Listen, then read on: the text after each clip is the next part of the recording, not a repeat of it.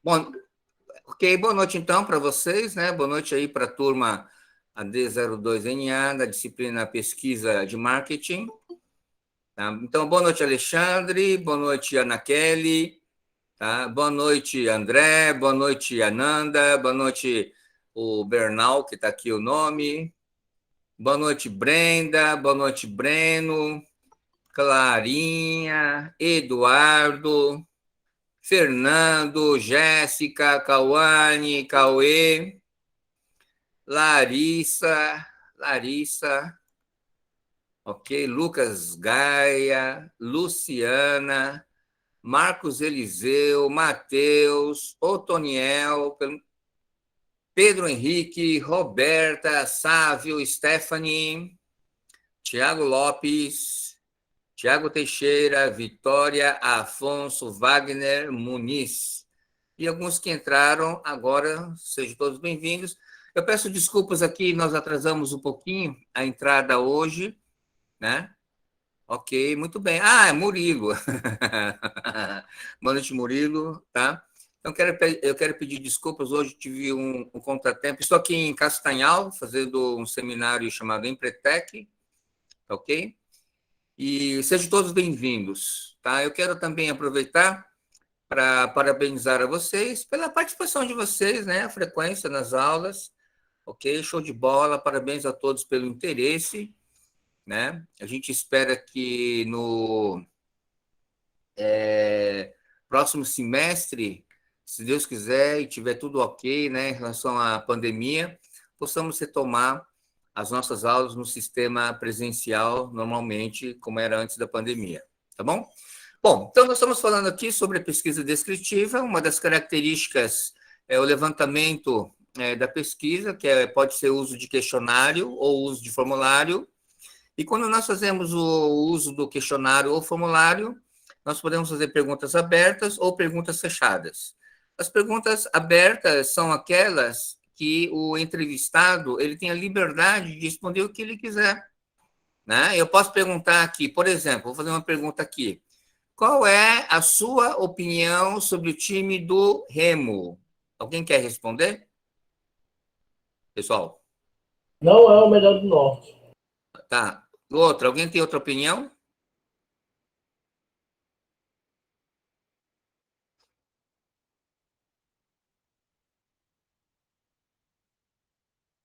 E aí, pessoal, a pergunta é: qual é a sua opinião em relação ao time do Remo, do Leão? Qual é a sua O opinião? maior do Norte, professor. Pronto. Alguém tem outra opinião? Concordo com o Lucas Gaia, maior do Norte, professor. Pronto. Alguém tem outra opinião? É o menor do Norte. Tá, ok. Outra opinião? Vamos lá, vamos mudar a pergunta. Qual é a sua opinião sobre o time do Paysandu? Qual é a sua opinião? É o Tem método, torcida, é o professor. método O maior mais do eficaz para quem tem problema no coração, professor. Tá, ok. O que mais? Hein, pessoal? Ele não tem torcida, professor. Ele não tem torcida. O que mais? É infiel. É infiel. O que mais?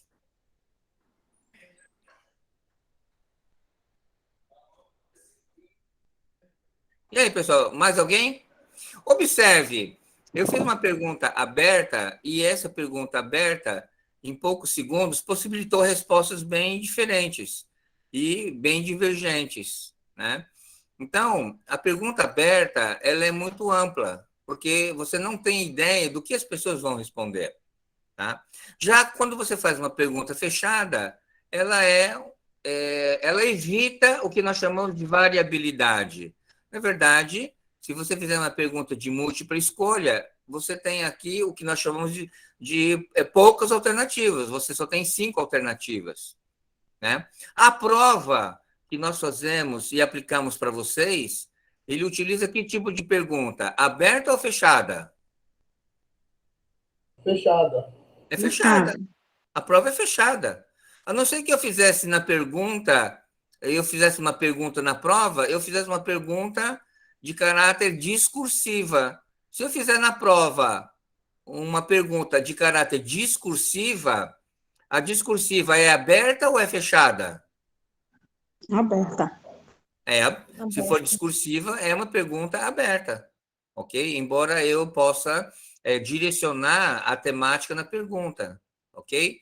Mas se eu faço uma prova de múltipla escolha e vocês têm somente 5 alternativas, então esse tipo de questão que eu utilizo na prova é uma pergunta o quê? Pergunta fechada, ok? Então, a outra nomenclatura que é dada é perguntas de resposta fixa. Entenderam? Por quê? Porque eu tenho 5 alternativas. Tá? Então, com isso, ele diminui a questão da variabilidade. Entenderam? Ok? Muito bem.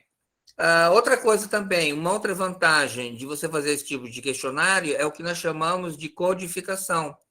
Porque você pode codificar, né? Você pega a quantidade de pessoas que responderam e aí você vai colocar você coloca numa planilha de Excel e vamos imaginar que você tenha feito uma pesquisa com 100 pessoas, ok? A sua amostra é de 100 pessoas. Se das 100 pessoas, por exemplo, você disser assim, olha, das pessoas entrevistadas, 65 pessoas são do sexo feminino. Ora, 65 pessoas representam quantos por cento?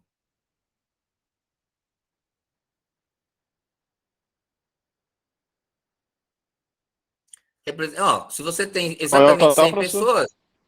pessoas, 65. Você tem 100 pessoas. 65 pessoas são do sexo feminino, representa quanto? 65%, 65%. correto? Aí você vai dizer, olha, da amostra pesquisada, 65% são do sexo feminino e 35% são do sexo masculino. Né? E aí você vai, então, tabular o resultado e você consegue, então, fazer uma interpretação. Né? Se eu perguntar assim, pessoal, qual é o nível de satisfação de vocês em relação à fibra? Tá? Vamos lá, vamos fazer uma pesquisa agora online. Tá? Levanta a mão aí, quantas pessoas estão satisfeitas com a fibra? Coloca a mão, vamos lá. Vamos fazer uma pesquisa agora, online.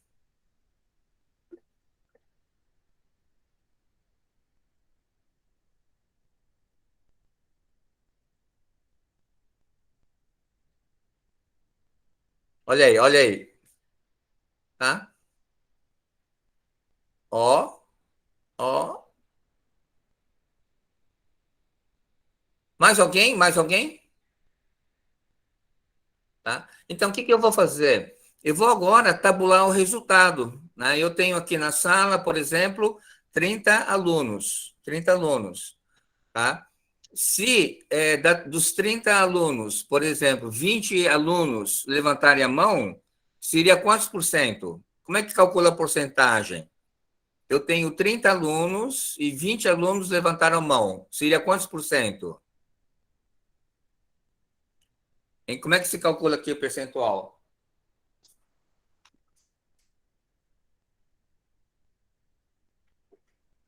Seria 30 dividido por 20 vezes 100?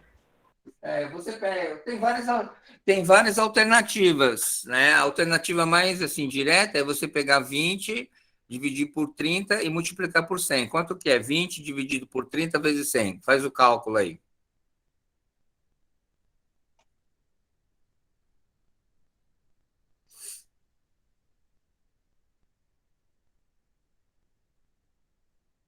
Daria quantos por cento? Vamos supor que nós temos, se fosse 27 alunos, de 30 alunos levantaram a mão, dizendo que estão satisfeitos. Então, nós teríamos o quê? 90%. Né? Então, quando você tem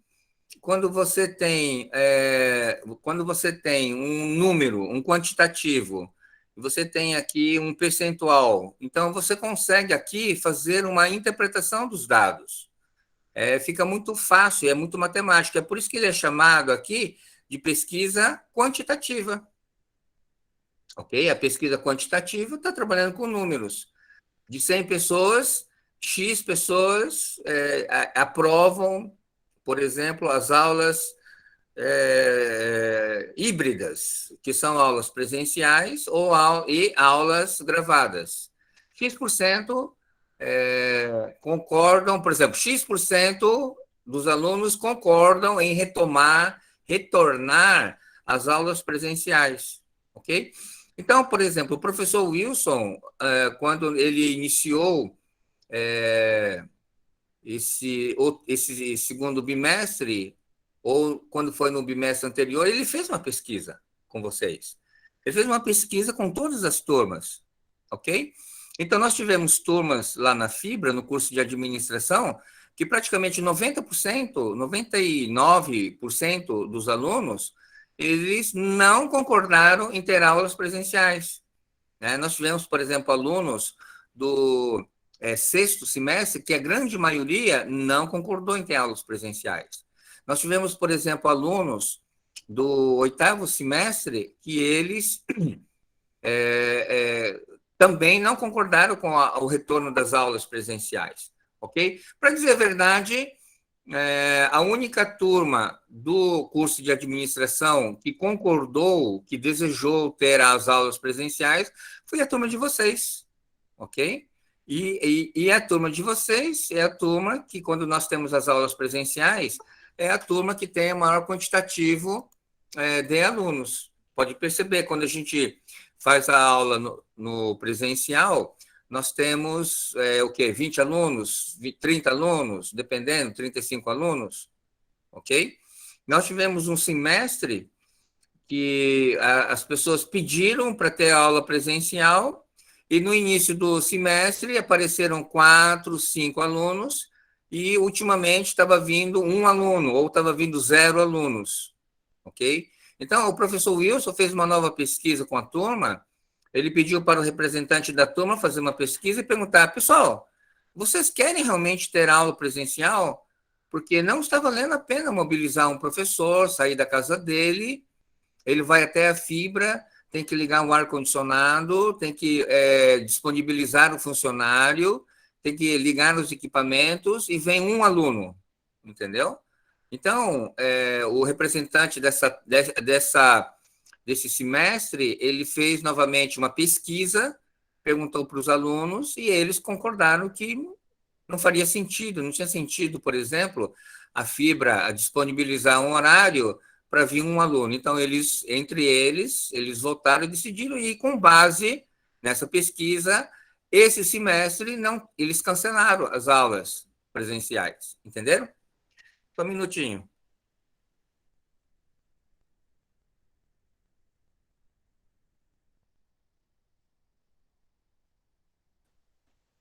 Ok, beleza. Bora então continuar então, né? Vamos lá. Próximo slide. Quem é que pode ler aqui, por favor, por gentileza? Eu posso ler, professor. Por favor.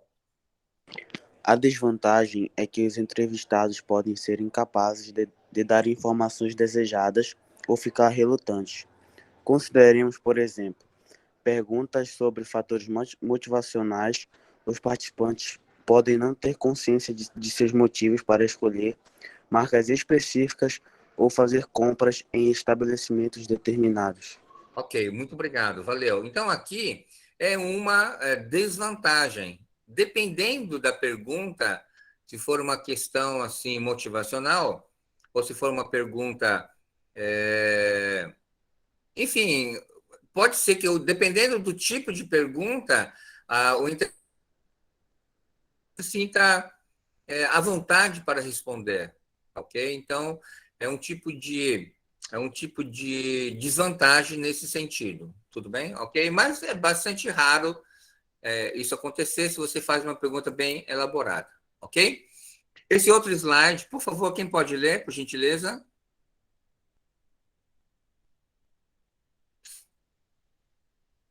Eu posso, professor? Ok, leia. Dessa forma, talvez não tenham condições de dar respostas precisas a perguntas sobre suas razões. Os entrevistados podem ainda relutar em responder se as informações solicitadas forem delicadas ou pessoais. Tá, então isso aqui é um tipo de característica também que é uma, digamos, uma desvantagem desse tipo de questionário, ok? Muito bem. Esse outro slide, quem pode ler, por favor?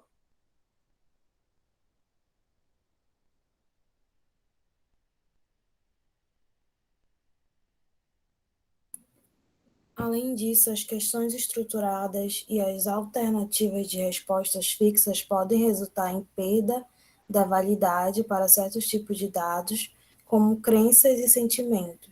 Tá, então, existe perguntas que são delicadas, que envolvem crenças e sentimentos. Tá? Então, isso pode, digamos assim, prejudicar. Ok? Só um minutinho aqui que eu preciso dar um ok aqui para a Laís, que está entrando. Ok, muito bem, obrigado. Quem é que pode ler aqui, por favor? Próximo slide, quem pode ler? Por último, não é fácil formular adequadamente as perguntas sobre planejamento de questionários. No entanto, a despeito dessas desvantagens, a abordagem por levantamento é certamente o método mais comum de coleta quantitativa de dados primários de pesquisa de marketing, como é ilustrado, por exemplo, na enquete política na seção Aspectos Gerais. Tá, obrigado. Então, o Naresh Malhotra, ele fala o seguinte: tudo bem, tá? Tem algumas desvantagens em relação às perguntas fechadas. Entretanto, né, ele fala o seguinte, que esse tipo de formulário, questionário, é de longe a mais utilizada, tudo bem? Por conta aquelas facilidades que nós acabamos de abordar, né? Que nós falamos para vocês. Tudo bem? Beleza? Então tá, vamos lá, vamos continuar. Deixa eu só puxar para cá. Muito bem. Quem pode ler esse outro aqui, por favor? Os métodos de levantamento são classificados segundo o modo como se explica o questionário. Esses esquemas de classificação ajudam a distinguir os métodos de levantamento. Ok, obrigado. Então, o método de levantamento, ele segue uma classificação de acordo com a forma como ele é aplicado. Tá? Então, vamos ver aqui como é que nós podemos classificar esse tipo de levantamento. Tá? Então, nós temos aqui, por exemplo, né, ele fala que nós temos 4 maneiras principais. Entrevistas por telefone, entrevistas pessoais, entrevistas por correio, que ele é menos utilizado, pelo menos aqui no Brasil, talvez seja mais utilizado nos Estados Unidos, mas aqui no Brasil é bem pouco utilizado, e entrevistas eletrônicas, tá? Que hoje é muito comum. Por exemplo, as pessoas estão utilizando muito agora os formulários eletrônicos, por exemplo, Google Forms, tá? Ele tem sido muito utilizado. Tá? Vez por outra, eu recebo links, né, no próprio WhatsApp de questionários para serem preenchidos, e eles são feitos através da própria internet. Ok? Nós temos aqui, então, a classificação dos modos de levantamento. Tá? Então, por exemplo, entrevista por telefone, nós temos o que é tradicional. O que é tradicional? A pessoa liga para o seu telefone, né, para o celular.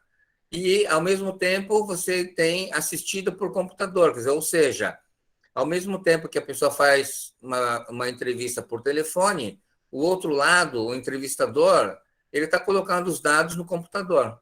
Tudo bem? Na entrevista pessoal, nós temos aquela que é feita na casa, pesquisa que é feita em shopping centers e assistidas por computador também, ok? Uma vez eu estava lá em São Paulo, né, nas férias, eu estava naquele shopping em Morumbi, eu me lembro, e aí eu achei muito interessante, né? Quando a galera estava saindo de uma sessão do filme, tinha um pessoal que estava fazendo uma pesquisa, era uma empresa, né? Se não me falha a memória, era no segmento acho que era higiene, eu não lembro se era Procter Gamble ou Unilever, estava fazendo uma pesquisa com as pessoas que estavam saindo de uma forma aleatória. E ao mesmo tempo que eles estavam fazendo a pesquisa, eles estavam também dando brindes para as pessoas. Tá? Então, é uma entrevista pessoal que foi feita no shopping center. Né? Nós temos aqui a entrevista pelo correio, que é utilizado o correio, o painel postal, é uma modalidade que aqui no Brasil a gente não tem, ok? Pelo menos eu não lembro de ter visto. E a entrevista eletrônica, que é através de e-mail, né? Que é feita a pesquisa pelo e-mail, e agora através da internet, que eu acabei dizendo para vocês, que é muito comum a pesquisa que é realizada através do próprio WhatsApp. Né? Eu comentei com vocês que eu precisei fazer uma pesquisa com alguns clientes lá do Sebrae, né, para saber qual é o nível de interesse deles em relação a algumas temáticas que o Sebrae oferece. Eles responderam, e o Sebrae, então, está preparando folders, materiais, para divulgar para as pessoas. Tá? Então, esses são basicamente os métodos de levantamento. Tudo bem? Quem pode ler esse slide aqui, por favor, por gentileza?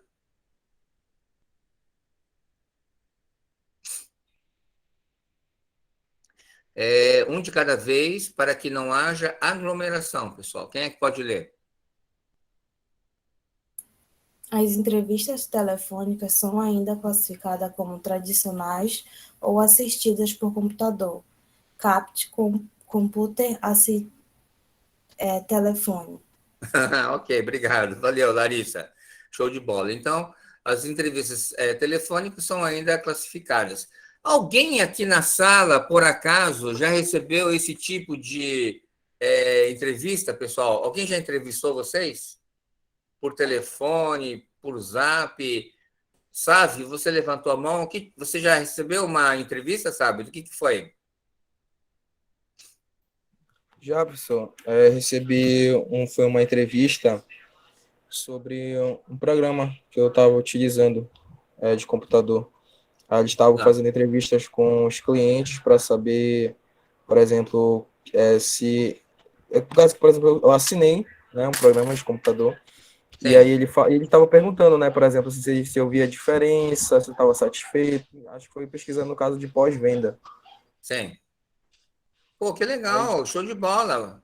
Obrigado. Alguém mais, pessoal, recebeu? Alguém, por acaso, fez uma compra numa loja e depois recebeu algum tipo de pesquisa de satisfação?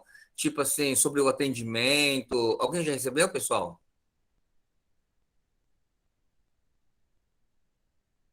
Professor, eu não fiz compra, mas eu fiz serviço. Conta pra produto, gente, mas claro. foi serviço.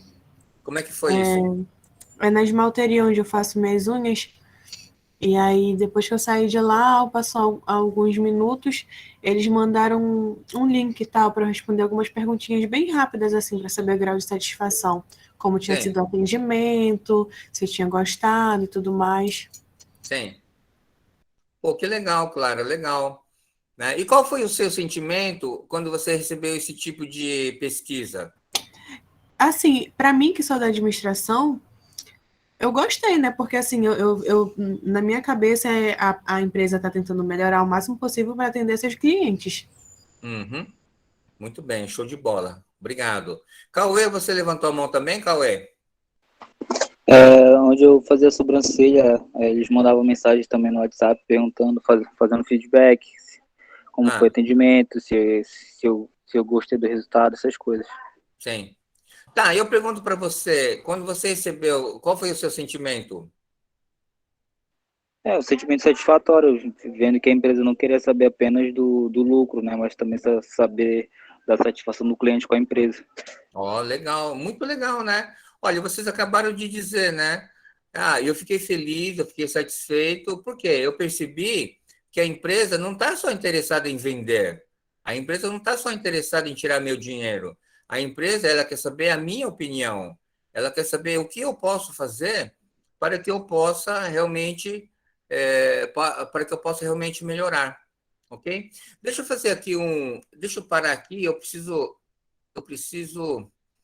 deixa eu parar aqui a apresentação, ok? Deixa eu ver se eu consigo ligar a câmera, aparecer. Pessoal, olha lá, vamos parar um pouquinho para analisar, né? O semestre passado, nós analisamos o caso da Pizza Hut, né? Vocês lembram? Pizza Hut não, Pizza Domino's, né? As vendas da Pizza Domino's estavam caindo e eles fizeram uma pesquisa para saber a opinião dos clientes, né? Quem estava conosco na matéria de marketing semestre passado, vocês lembram a resposta das pessoas que foram entrevistadas? O que foi que eles falaram sobre a Pizza Domino's? O que foi que eles falaram? Que tinha gosto de papelão. Tinha gosto de papelão, o que mais?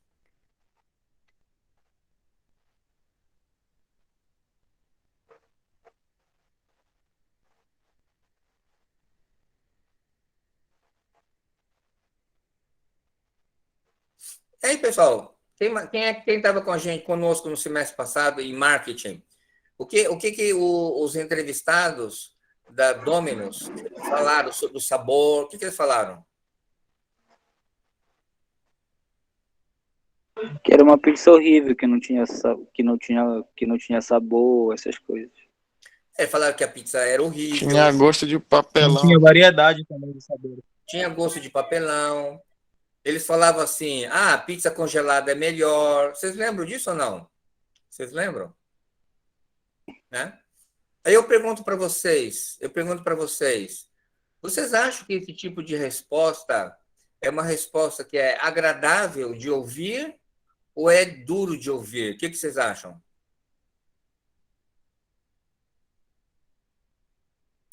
É ruim, né, professor, de ouvir.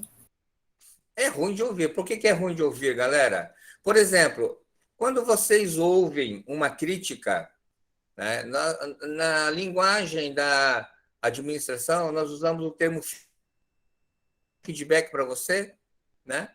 Então, quando você ouve um feedback, que é uma percepção do que o outro fala, eu pergunto para vocês, é fácil ou é difícil de ouvir feedback? É difícil. É sempre É um difícil baque. de ouvir. É difícil de ouvir, né, Kelly? Por que é difícil de ouvir? Porque é sobre alguma fragilidade no atendimento. Algo que a gente precisa melhorar. Que está sendo decisivo. Então, é porque mostra uma fragilidade, né? Então, e nós, e eu falo nós porque eu também estou no meio, nós não gostamos de ouvir críticas. É muito difícil uma pessoa falar, eu gosto de ouvir críticas. Nós gostamos de ouvir elogios, né? Vocês gostam de ouvir elogios? Levanta a mão aqui, quem gosta de ouvir elogios?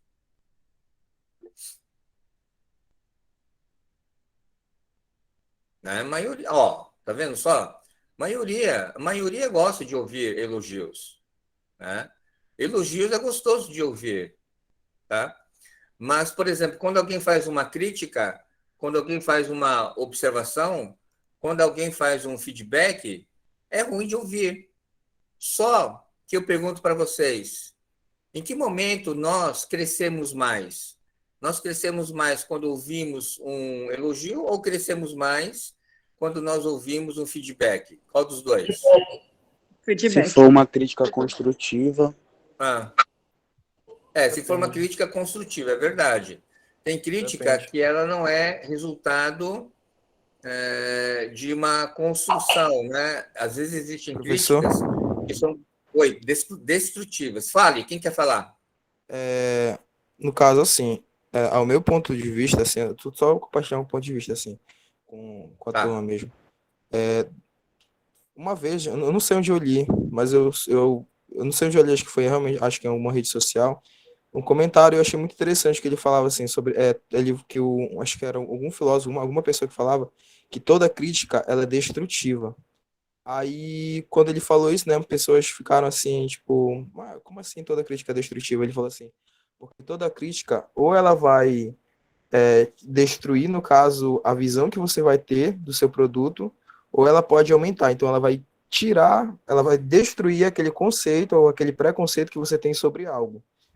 A crítica ela vai fazer isso. Então, toda crítica ela é destrutiva, só que entra você, como pessoa ou como profissional, entender os pontos que precisam ser, no caso, melhorados, ou o que precisa ser feito para aquilo, para a partir daquele momento que você diz que é destruído aquele conceito, você possa construir um conceito novo. Ok, muito bem, beleza.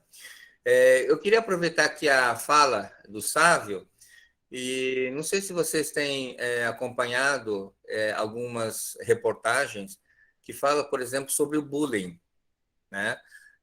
Existem, por exemplo, inclusive mês passado nós tivemos Setembro Amarelo, que foi uma campanha contra o suicídio, né? Então, por exemplo, eu fiquei muito assim impactado numa notícia, um menino adolescente, ele postou nas redes sociais e demonstrando que ele era um homossexual, né? E quando ele postou esse vídeo, ele recebeu um monte de comentários maldosos sobre isso, né? E aí esse adolescente, a mãe falou assim, não, meu filho, não esquenta a cabeça, não liga para isso, tal, tal, tal.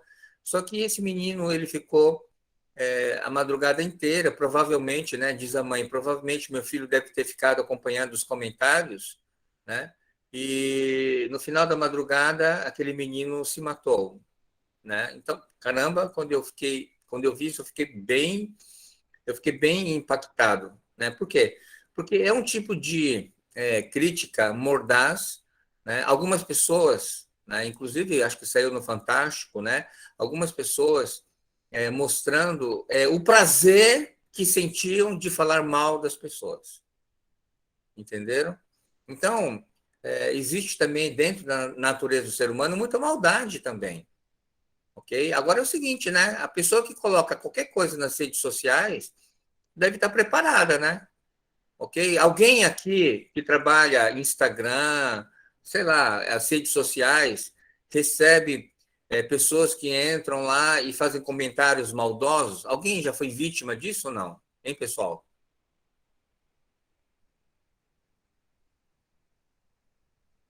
Não? Ninguém? Né? Mas eu pergunto para vocês, isso acontece ou não acontece? Sim. Acontece. Professor, eu acho que acontece e que realmente as pessoas que trabalham com a internet, elas têm que estar preparadas para críticas. Porém, a gente não pode normalizar esse tipo de ataque, porque deixa de ser uma crítica, passa a ser uma violência.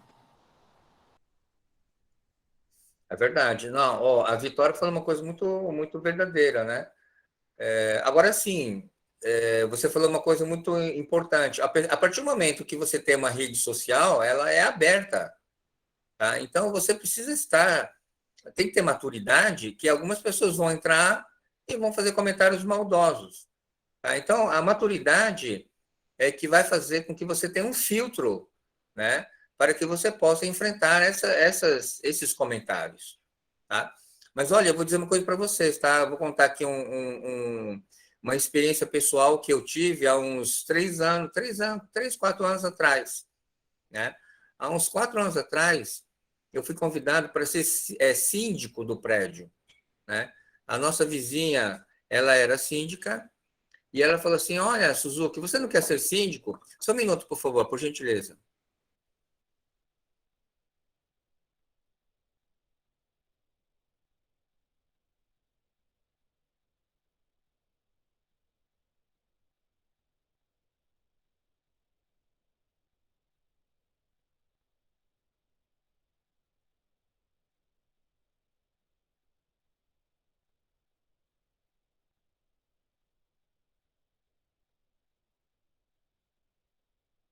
Desculpa aí, tá, pessoal? Então tá, vamos lá. Tá dando para ouvir? Tá dando para ouvir? Vocês conseguem ouvir? Sim, dá para ouvir. Ok, então minha vizinha falou assim: Suzuki, você não quer ser síndico? Eu falei: não, eu não quero ser síndico. Né? Aí ela falou assim: não, mas ninguém quer ser síndico. Eu falei, Aí eu falei assim: tá bom, então é um desafio. Um desafio. Pessoal, eu quero dizer uma coisa para vocês. Eu procurei trabalhar como síndico, na maior transparência, tá? Eu colocava uma prestação de contas de tudo que a gente gastava, eu colocava no elevador, ok? Ó, nós tivemos que comprar ou fazer uma reforma no motor da bomba d'água, tal. Eu colocava todas as prestações de contas no elevador, porque eu sei que as pessoas que participam das reuniões de condomínio são muito pequenas, é a minoria. Tá? Tanto é que hoje eu não sou síndico e eu não participo das reuniões, se bem que geralmente à noite eu estou dando aula, né? Não vem ao caso. Mas eu quero dizer para vocês, como uma experiência pessoal, que depois eu fui síndico no outro ano, né? As pessoas me reelegeram para o segundo mandato, e eu quero dizer para vocês o seguinte, eu nunca fui tão falado, nunca as pessoas me criticaram tanto por ser o síndico. Só o fato de você ser síndico. Eu não conhecia, tá, pessoal? Eu estou falando assim, de boa, tá? Eu não conhecia a maldade das pessoas. Eu não sabia que as pessoas eram tão falsas. As pessoas na sua frente cumprimentavam tal, e por trás ficavam falando mal de você. Tá? Eu não conhecia esse lado obscuro, eu não conhecia esse lado da inveja, né, da maledicência, eu não conhecia esse lado da maldade do ser humano, tá, pessoal? Ok? É uma coisa impressionante, né? Porque o meu ambiente de trabalho é aqui na Fibra, né? Sempre fui professor universitário, não é sempre, né? Eu fui professor universitário, fui professor do IESAM, fui professor na UNAMA, e agora sou professor da Fibra. E outro ambiente de trabalho é o SEBRAE. Então, eu trabalho no SEBRAE como facilitador do Empretec, eu trabalho no SEBRAE como consultor, ok? Então, quando você faz um trabalho de consultoria, você está fazendo um trabalho assim, de ajudar as pessoas e as empresas. Então, eu estou acostumado num ambiente que é um ambiente tranquilo, né? Normalmente, eu procuro fazer um bom trabalho na Fibra, né? Eu procuro ter um bom relacionamento com os alunos, eu procuro ter um bom relacionamento com os professores, eu procuro ter um bom relacionamento na coordenação, né? Eu sou um professor que eu cumpro prazos, né? O professor Wilson, ele pede para você colocar um banco de questões tal data, eu coloco no banco de questões. Quando tem planejamento das atividades, eu sigo o calendário do planejamento. Então, eu tenho procurado fazer sempre o meu melhor, tá? Mas, como eu disse para vocês, eu nunca tinha alvo, tá, pessoal? Eu nunca tinha sido alvo de ataques, né, de maledicências. E eu confesso para vocês que algumas noites eu fiquei bastante angustiado. Assim, eu fiquei me sentindo muito, apesar de ter uma autoestima bem sólida, alguns momentos eu confesso para vocês que eu me senti bem angustiado, bem triste, realmente. Ok? Eu me senti muito frágil, né? E olha que eu sou uma pessoa já que tem uma certa experiência, né? Uma bagagem, e eu passei por isso, né? Eu tenho uma colega, que também ela é facilitadora do Empretec, que ataca a nossa autoestima, né, Fernando? Tá, pessoal? Obviamente, eu não vou citar o nome por uma questão de ética, mas essa minha amiga, ela está passando por uma fogueira muito grande, tá? A semana passada, a filha dela cometeu suicídio, tentou suicídio. A filha dela estava em depressão, tá? E ela pulou de um edifício no 3º andar. Quase ela morreu. Tá? Eu conversei com ela, a filha dela, por um milagre, mas um milagre não morreu. Quase que ela bate na coluna cervical, mas ela teve problemas seríssimos nos 2 pés, ela caiu de pé, fraturou não sei o quê, fraturou. Era um pessoal. Então, ela falou assim para mim, poxa vida, né? Eu me arrependo, ela falando, né? Eu me arrependo de não ter tirado a minha filha. Aí ela falou o nome de uma escola, é uma escola de elite, também não vou citar o nome, né? Obviamente, uma escola muito famosa, e que a filha dela sofreu bullying direto na escola, e por ela ser uma pessoa muito tímida, ela ficava absorvendo todos aqueles bullying e ficava calada, Isso foi gerando nela um estresse muito grande e a filha dela entrou em depressão. Tá? Então, a gente está falando, eu comecei a falar sobre a Domino's, né? Tá? Então, nós estamos falando de uma empresa, né? E os diretores, quando ouviram essas observações, eles poderiam ter se justificado, né? Poderiam falar, não, eu acho que esse pessoal não tem nada a ver, isso aqui é intriga da oposição, parará, parará. Mas eles decidiram ouvir essas observações, tá? Quando eu falo de bullying, nós estamos falando de extremo, né? O bullying é um extremo do lado negativo das pessoas. Existe outro extremo, que é o elogio absoluto, e que, em alguns casos, ele beira ao puxa-saco, né? Puxa-saquismo, ele beira a lisonja. O que é lisonja? Lisonjear é um elogio que não é sincero. A pessoa está falando só da boca para fora para fins pessoais, né? Então, eu estou falando aqui de uma posição equilibrada, né? De uma pessoa que tem um equilíbrio, que dá uma opinião e, através dessa opinião, você cresce e amadurece. Tudo bem? Então, ficou aqui uma discussão, né? Eu acho que nós temos que ter maturidade para entender que nem todo mundo pensa como a gente.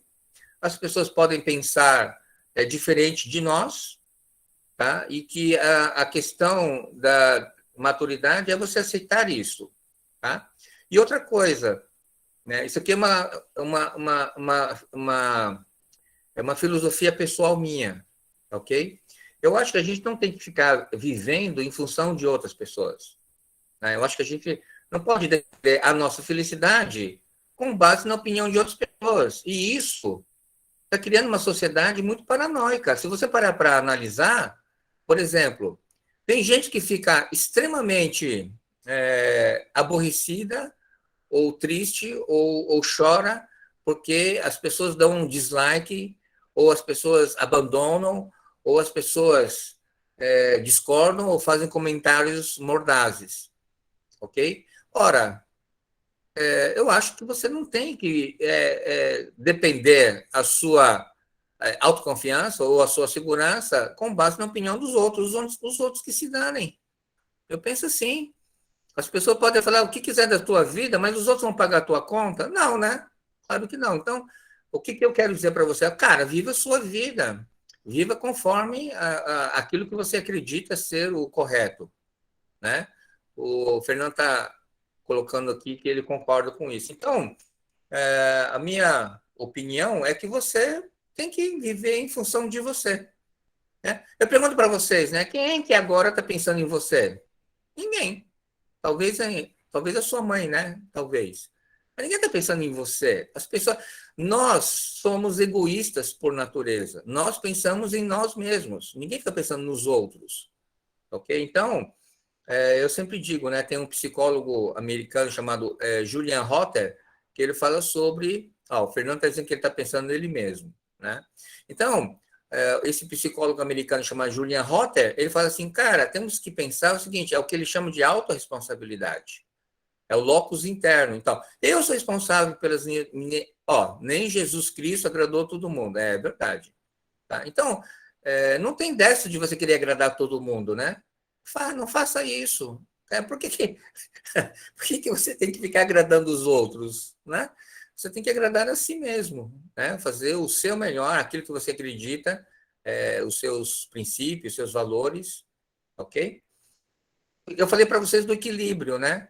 Isso também não quer dizer que é cada um para si, Deus para todos. Se você tem pessoas que querem o seu crescimento, querem o seu melhor, e você sabe que aquela pessoa gosta de você, então você pode ouvir, né? A gente tem que também ouvir a opinião de outras pessoas, ok?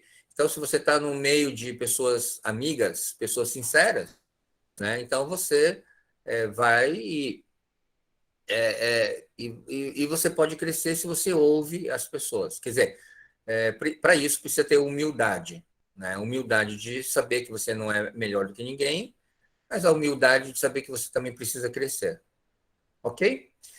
A gente acabou até fugindo um pouquinho, né, nós acabamos fugindo da nossa temática, tá ok? Eu queria pedir para vocês o seguinte, entre aqui no chat, tá? E coloque assim o nome de vocês ou eu a presença, porque não sei se vocês sabem, todas as nossas aulas que são gravadas, elas também são registradas no que acontece, tá ok? Então, a nossa chamada agora, a gente vai fazer dessa forma, o meu controle, né? Porque, na verdade, a frequência na aula não é obrigatória, tá? Então, Clara já colocou presente, tá? Coloque aí o nome de vocês, eu coloco presente, porque ele vai ficar registrado aqui na plataforma. Tudo bem? Bom, então a gente vai parando por aqui, né? Eu acho que é importante a gente abrir esse momento para discussão, né? Alguém quer fazer algum comentário sobre aquilo que a gente falou hoje, hein, pessoal? Se vocês concordam ou não concordam, o que vocês acharam dessa nossa discussão?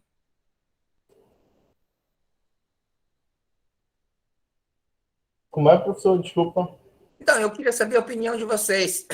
Eu estou passando uma disciplina de pesquisa, então eu quero saber a opinião de vocês. O que vocês acharam da nossa aula de hoje, da nossa discussão? Eu acabei saindo um pouquinho do tema, abordando um outro aspecto, né? Queria saber o que vocês acharam da discussão que nós tivemos. Foi um ótimo tema. Um tema que muitas das vezes é debatido, por exemplo, as pessoas falam, né? Aí todo mundo coloca no Instagram, no Facebook, mas aí, na hora de ajudar as pessoas, né? Aí são poucas pessoas que ajudam umas às outras. É claro que é importante conscientizar as pessoas, né? Sobre essas doenças mentais, assim, da pessoa. Física também, né? Que já foi comprovado pela ciência, como depressão, ansiedade, síndrome do pânico. E é bom que a sociedade hoje em dia está vendo um pouco mais com os outros olhos, né? Que não é uma questão da pessoa querer, é uma questão mesmo que precisa ser tratada, atividade física, psicoterapia, medicamentos naturais também, e é isso. Ah, legal, obrigado. Alguém mais gostaria de comentar, falar? Acho que matemática é importante a ser debatida, não somente como o senhor fez, né, questão, não é só lá no Setembro Amarelo, mas sim uma temática recorrente, né, e que, querendo ou não, isso, a gente vivencia muito isso. Querendo ou não, a gente pode não saber, mas talvez entre o nosso meio tenha colegas que apresentem características depressivas, características de ansiedade, e pelo menos, tipo assim, eu não sei, entendeu? Mas, por exemplo, a possibilidade de ter, hoje isso está se tornando cada vez mais comum. A gente está vivendo assim uma busca de uma perfeição inalcançável, seja ela física, seja ela questão mesmo, até mesmo profissional, como o mercado às vezes ele exige uma coisa assim, como pode dizer assim, sobre-humana às vezes da gente. E a gente ia, e, por exemplo, assim, a gente que está, por exemplo, se formando, está buscando aí, no caso, isso, pode sofrer de tais males, né? No caso também, ser acometido por algo assim, por uma ansiedade em relação à questão de passar, a questão de provas, a questão, enfim, ou diversas outras questões que a gente vive como acadêmico mesmo. Então, uma conversa assim, vinda também, no caso de nós, né, com professores, eu acho bem interessante para que até mesmo às vezes alguns alunos tenham a oportunidade de falar o que pensam, o que vivem, o que mesmo querem disso tudo, né? O que é que pensa, o que é que isso pode estar causando de tudo. E isso é muito interessante a instituição colocar para esse poder de fala do aluno. Uhum. Ok, obrigado, Sávio. Obrigado. Alguém tem mais algum comentário? Alguém tem algum feedback daquilo que a gente comentou hoje na aula?